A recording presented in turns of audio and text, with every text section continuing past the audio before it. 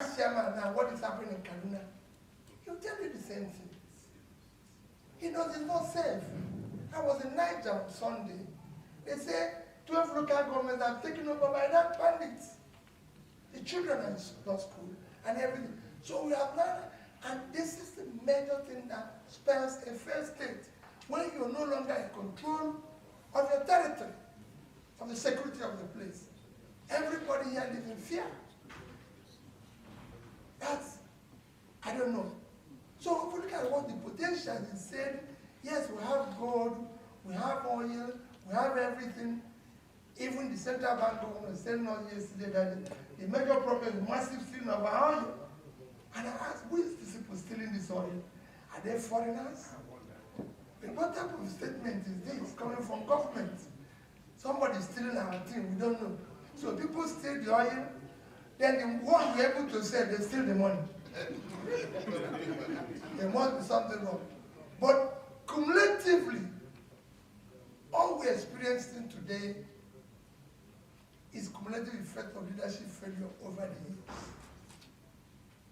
And that's what Benga Daniel touched on. There is not about people making noise. When I came in here, actually, my woman told me about something bright somebody said. I said, wait, now we have seen so many good written papers. People have told us so many things nice. And where are we today? We are facing an uncertain future. A future that I'm sure every one of you is worried about. Gabriel was comparing us when he spoke with UK. Gabriel was comparing us with America when he talked about airport. I've pleaded with people to stop comparing us about such countries. Let us go and compare ourselves with countries of comparative trajectory. And we'll see how bad we're doing. You can't compare us with US. No. A US with a per capita of $50,000 cannot be compared with somebody with less than $2,000. It's like a businessman who's, you know, you cannot do that. The smallest state in America, so the biggest state in America, let me not the smallest and the biggest. The biggest is California, with a GDP of 3.2 trillion, 8 times Nigerian GDP. So we cannot compare with that. You can't compare us with Britain, with a GDP of how much? And per capita of almost $48,000. And you have $2,000. If you have 40, if I give you $48,000 and I have two, you know what you can do? You can decide that the price of the item is $3,000, and you remain 45, and my own is gone, because even two can buy it. So, but look at other countries like Ghana. Look at Ghana. Look at Rwanda. Not even Rwanda. Rwanda has a small population. I go to places like Bangladesh, Thailand, Vietnam, those who have hundreds of people, and compare us, and you see how badly we've done and what we, and following what the keynote speaker talked about. We have everything, but we lack one thing: leadership. Everything can be destroyed by poor leadership, no matter how good it is. After all, we have the highest number of oil deposits. Who? If we talk about oil deposits today, I'm sure you know that a country in South America have more oil deposits than Nigeria and everybody.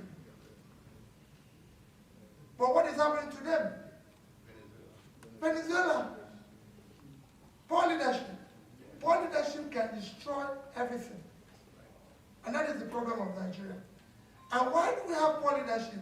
Because our recruitment process is poor. That's what the leader said. It's a place you come and you not just vote by. People say vote by. I have been able to contest election and won without giving anybody one naira. It is the people, all of us here, are part of it. We don't want to get involved. It's not our business.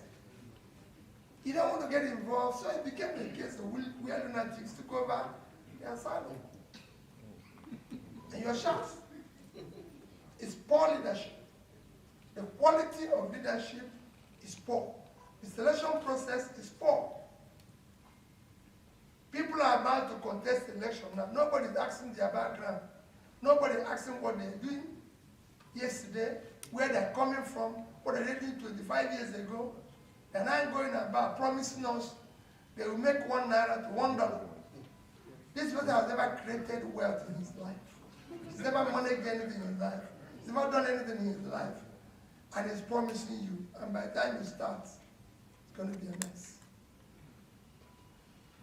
Please let all of us get involved.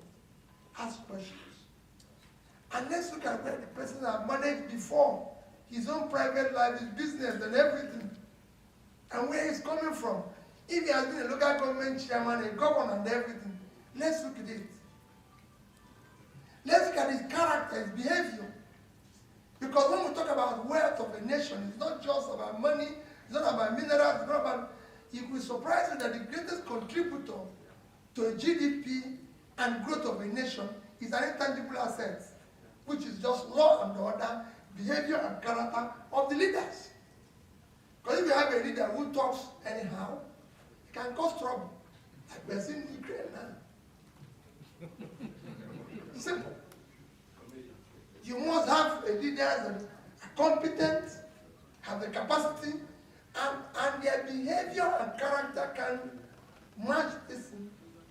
We have a country that is so divided now that you need a leader who can understand the love and show compassion and bring everybody together. We need the orderliness. Today, GDPs of all the Western world that we're referring to are actually about 50% controlled by intangible assets, law and order. There's nothing in most countries in the Western world, except that you can go home and sleep, except that you are sure if you call police or if you go to court, somebody will answer you. These are the things that makes them think, not that there's anything else. So these are the things we need to look at and be able to hire the best people to manage out of this. We asked about debts. We want to bring leaders that can be able to generate and know what development is all about. That's what the keynote speaker said. Because we seem to know what development is all about. So I asked somebody, why do you want to build? They said, I build bridges. I build flyovers. Flyovers to where?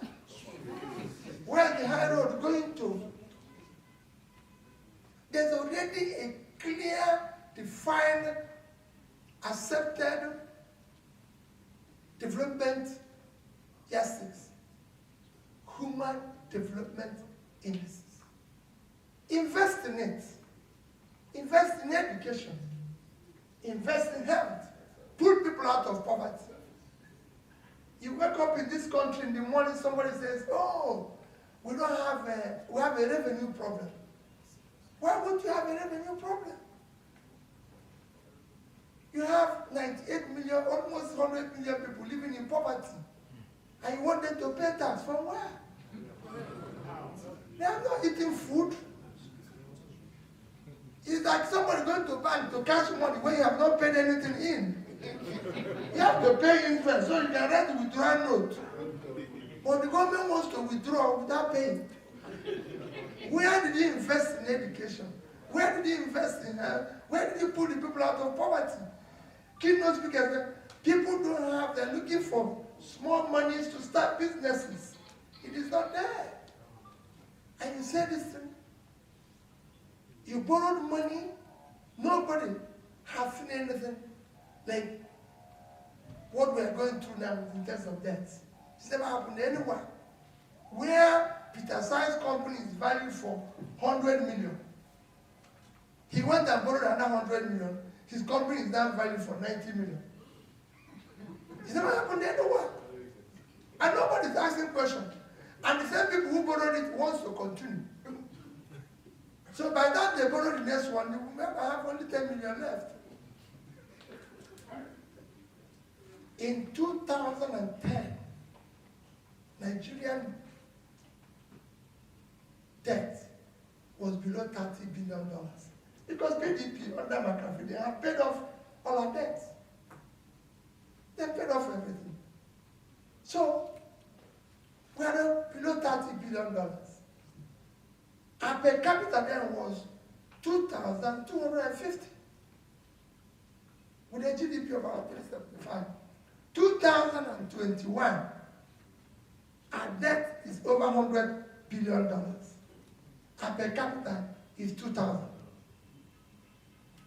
So what happened to the money we borrowed? Where was it invested? And people are telling you, oh, we use it for capital project. Where is the capital project? What is the impact of the capital project on growth? What did you do with the money? More people have been thrown into poverty. As at that 2014, the working population of Nigeria was about 60 million. Today it's about 36 million. So more people have lost their job. We've become one of the highest, everything in health-wise, we have the highest mortality rate, our drug prevalence now is the highest in the world. So what happened to this money? And when you ask that question, people are looking. That's why I said Gabriel compares with a country that works. It's Bangladesh, which are now used, I don't want to talk about China again because they've since passed also, India. Bangladesh. Special God, while we are still here, still talking about whether we have a future. Being bleak or being bright is a strategic objective. What you do to arrive at greatness state. You know, we categorize, between me and Sheikh Mimiko, we used to categorize the governors. You have a former governor, you have ex-governor, you have once upon a time governor, depending on when you left office. I think both Peter Obi and Otukwe Garden are already within the range of X. They are not yet once upon. It's going to once upon a time.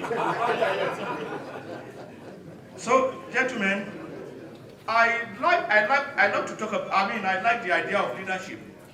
Oh, what Nigerian lacks is leadership. And I also love my brother, Peter Obi, always talking about giving out statistics. The rock behind my family compound in Abeokuta cannot be explored without getting to Abuja, because it's also on the exclusive list. I think the structure is also important. The structure is important. If you don't change the structure, like I once told some people, if you bring Jesus Christ as president and Muhammad as his VP, it will feel spectacular. We are seeing how one single person is determining the fate of a practice convention. It's like we are running a monarchy in the pretense of a democracy. It's a feudalistic mentality where members of a party cannot determine what they want and how things should be done. They have to wait for another from somewhere. We have a system where the governor will pick who will be the senator, who will be the House of Assembly members, who will be everywhere. What kind of democracy are we talking about in that respect?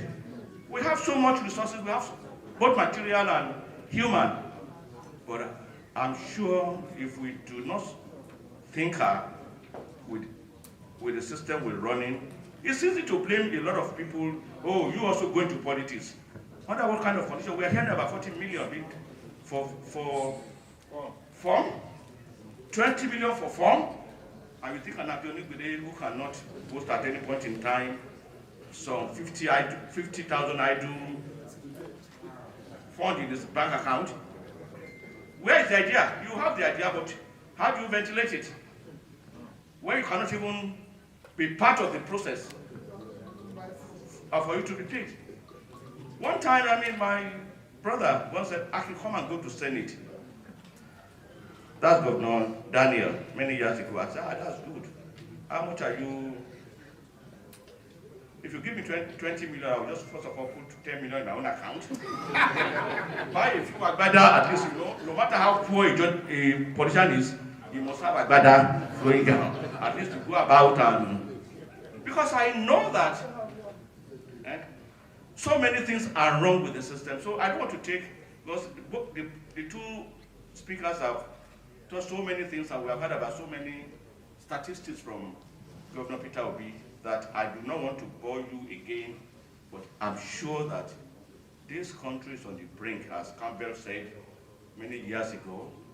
Carmen said this house has fallen, but we think it's still being propped up. The earlier we do something about the structural arrangement where our structural objective can be realized, the better. We are moving too hastily towards destruction.